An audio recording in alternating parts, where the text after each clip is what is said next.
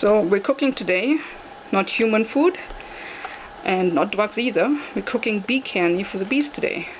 For that we need 5 pounds of sugar, which equals 10 cups. We need 1 bottle, 16 ounces of light corn syrup. We need 1 1/3 cup of hot water. We need a pot large enough to cook it in. And we do need a candy thermometer so we can see what our temperature is.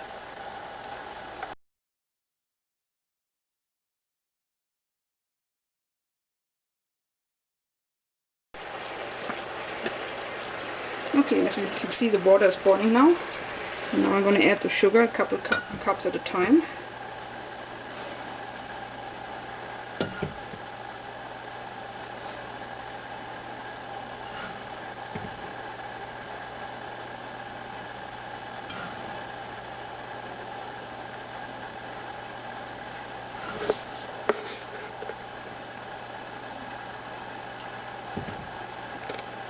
Stir this.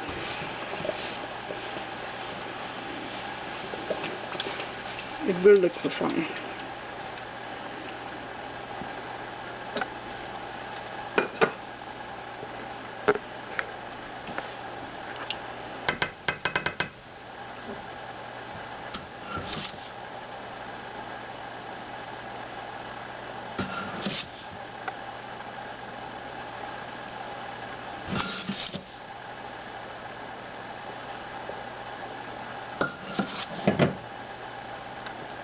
Now you're not using the candy thermometer now.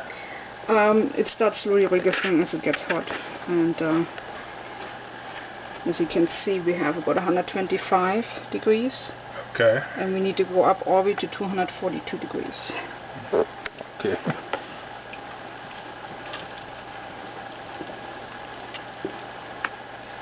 So we're not just dissolving sugar like you do with water. Here we're actually making a candy. And it will get very hot. And sweet. Awful sweet. There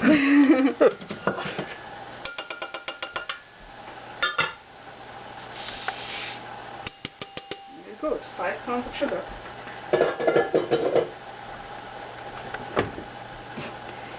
So now I have to constantly stir it until we get up to the full heat, which will take a while.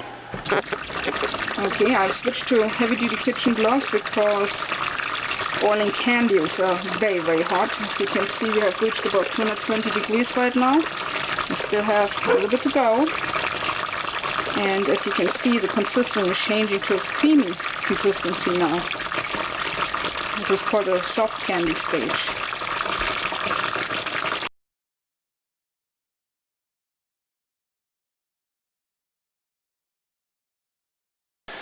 So I have reached the right temperature, and it looks like a drying up paste. Now I had to take the thermometer out, the little holder was collapsing on me. Now I let this whole thing reduce down to 180 degrees, and then we'll add the corn syrup. Right, so where's you put the thermometer back in? I'm going to check occasionally with the other instant thermometer. Okay.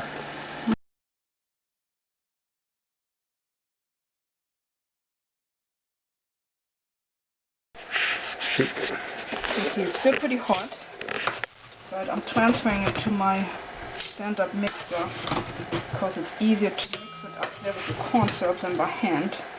Because as you can see, it hardens up pretty good and makes it a little bit harder to do by hand.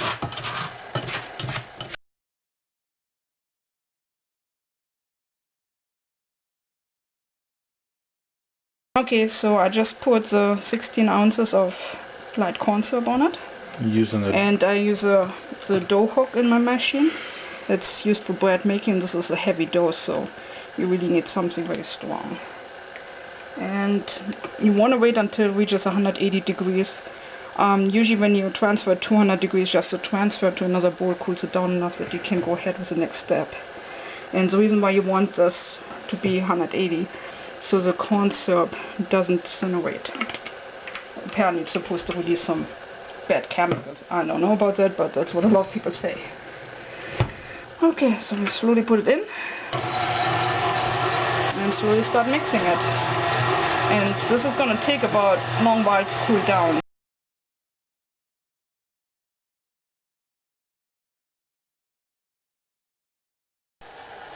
Okay, so this is what it looks like after mixing in the stand-up mixer, and it is still hot. And I have lined a cookie sheet, actually a deep one, a cookie pan, with parchment paper. That way the sugar, once it gets hard, will not stick to the pan. Can you use wax paper? I wouldn't use wax paper because the sugar is still very hot and it will melt the surface. So parchment paper is the best you can do. So now we're going to pour it in there.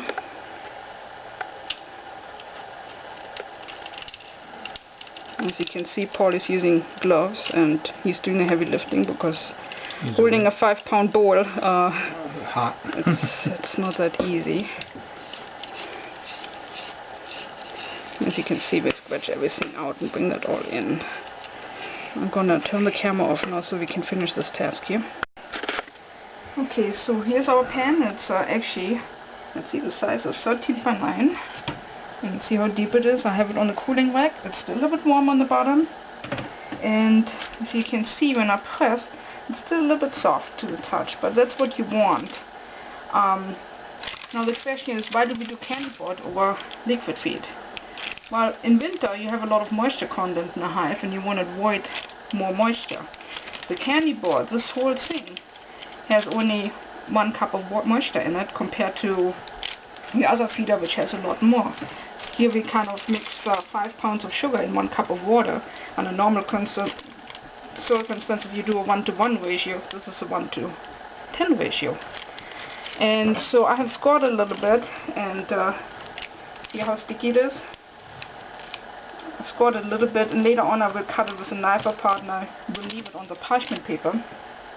And the parchment paper can go as is into the hive. You can put it on top of the frames. The heat will keep it warm so the bees can access it. For that you will have to put like a wooden frame outside around it. A 1x2 frame build, which should work. Or you put a top hive feeder on it, which I have, where I will just put the whole slabs in. This is enough for 2 hives. Should be enough feed to feed them about 3 to 4 weeks.